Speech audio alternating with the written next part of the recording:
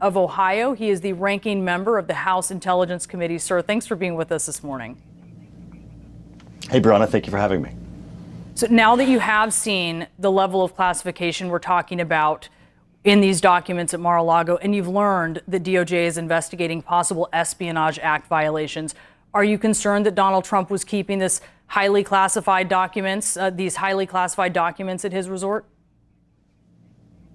Well, we have a number of concerns, Brianna. Obviously, one is whether or not the raid itself was justified. We have this list from the FBI, but we don't have conclusive as to whether or not this actually is classified material and whether or not it rises to the level of the highest classified material. On a bipartisan basis, Congress is saying, show us the goods. We want to know, one, what did the Department of Justice and the FBI tell the judge that they were going to find, and what did they find? There's nothing in those boxes that members of the intelligence community and the committee itself don't have the ability to see. If it rises to the level of an immediate national security threat, which is what it would take to actually raid the president's home, because as you know, they had a number of options available to them, including just going to court and asking for the court to enforce the subpoena that they had. Now, clearly, no one is above the law. Donald Trump is not above the law, and Attorney General Garland is not above the law either. And Congress has the powers of oversight. He needs to comply. We've seen material like this before. We've seen materials that have been submitted to courts for warrants. This is not unprecedented. His actions are unprecedented in history, and he has a lot of questions to answer. You're familiar with special access programs and the level of classification that is. Why are you casting doubt on how classified this information was if you see the property receipt and it's very clear that this was SCI information, some of it? Well, but what that receipt shows is that this material was marked as such. It doesn't mean that it currently is. I can give you an example for, Zawahiri. We were given briefings and briefing materials concerning the hunt for Zawahiri, all of the issues of trying to find Zawahiri, how they found Zawahiri. Today, that information. It's been broadcast on your own news channel. But yet, if you go down into the SCIF of the Intelligence Committee, we'll still have materials that are still marked classified TSI. Similarly, the Russian anti-satellite weapons. We have classified materials that are marked as classified, but yet you yourself have broadcast those. These are materials that are 2 years old. We don't know what they are. We don't know if they rise to the level of being a national security threat.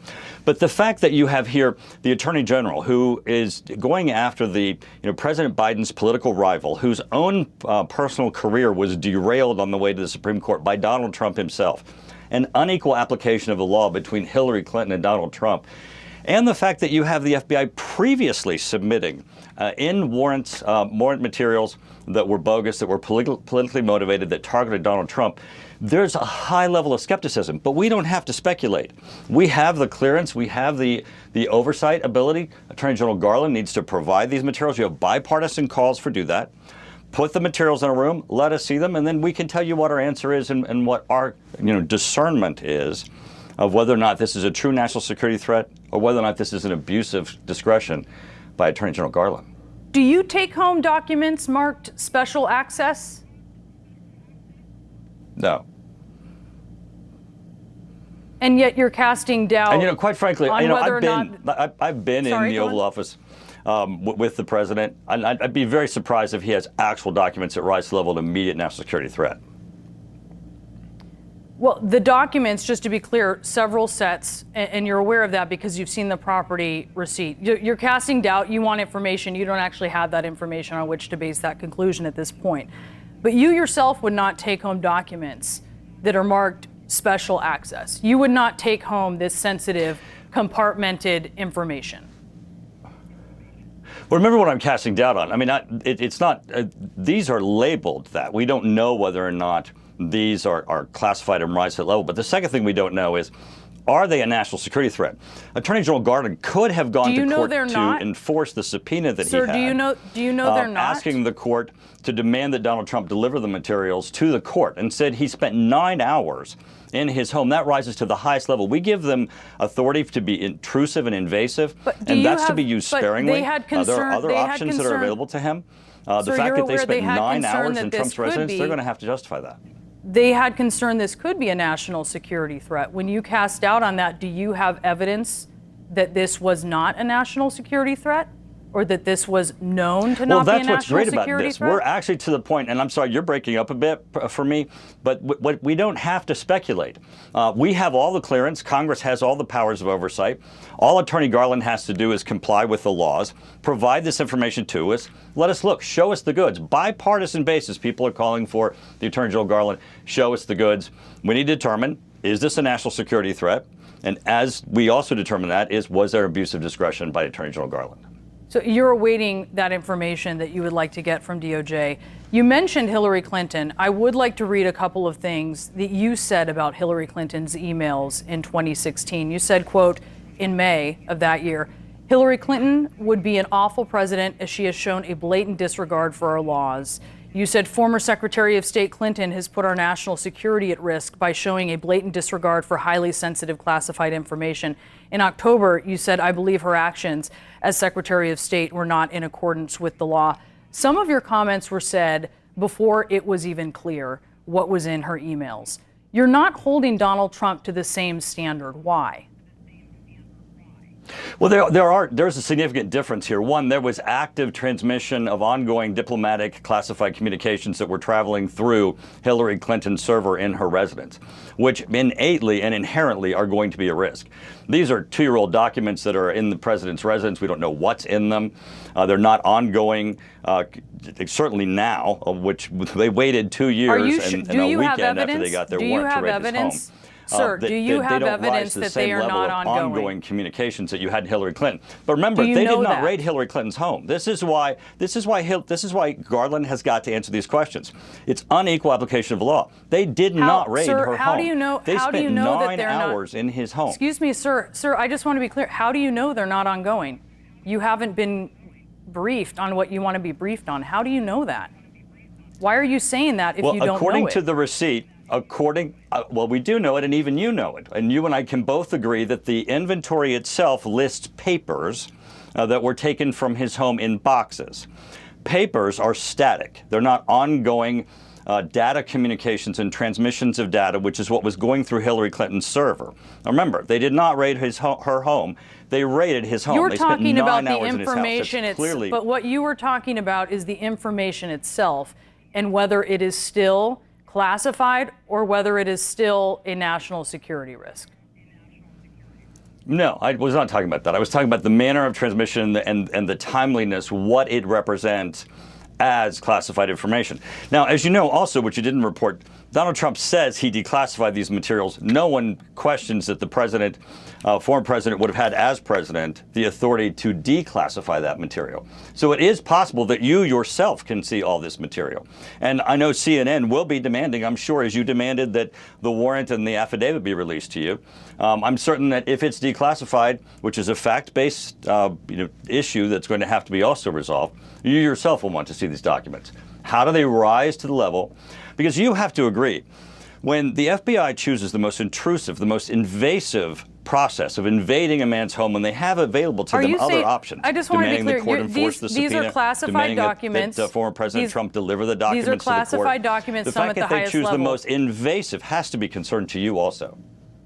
There are a number of steps they took before. We have a graphic to show people of the timeline of the other steps they took leading up to it. I just want to be clear. They didn't jump from nothing to going to this search and seizure. Just to be clear, are you saying that where they were kept was secure? No, I have no idea. These are questions Attorney Garland is going to have to answer. The question is not, did they jump? Were they doing other things? The question is, what did they do in between? They had other options. I'm certain that you have to understand that going into his house, especially the former president, President Biden's political rival, into his house for 9 hours is the most intrusive, invasive, and Attorney Garland's got to justify that.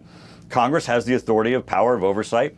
He needs to tell us, what is the justification? Show us these documents. We have the clearance to see them. He needs to show us the goods. I do want to ask you, the former president's social media network put out a push alert promoting a story from a conservative outlet that identified the FBI agents involved in this search. And this comes after an armed man tried to enter an FBI office in Cincinnati with an AR-15 assault rifle. He was killed in the process of that. How is that not encouraging violence against federal law enforcement officers in this climate to identify them? Well, obviously, I don't know who you're referring to on social media, but resoundingly, Congress has condemned any violence against, and members of Congress have condemned, and I did, and all of the Republican members of my committee jointly, in a joint press conference, condemned any violence against any law enforcement officers, and in fact said that we greatly appreciate the service of all of our FBI agents, men and women who are serving their nation. Should the president, former president? I think always everyone should make it very clear that this is not an issue where violence is ever an answer. I think you should make it very clear. This is not something that should rise to the level of violence. This is an issue where, show us the goods, Attorney Garland. You have to follow the law just as Donald Trump has to follow the law. Congress has oversight and the full ability to see these documents. Justify that you went into this man's house for 9 hours. It was the former president's social media network. You asked what it was. It was the former president's social media network. No, I said who. I said I don't know who said that. I don't know. What I said is I don't know who said that. Who said what? And I certainly, you're saying that someone on social media said that. I'm telling you what I have said. I'm telling saying you what members of Breitbart Congress have reported said. it. His I'm social telling media you what network put it out.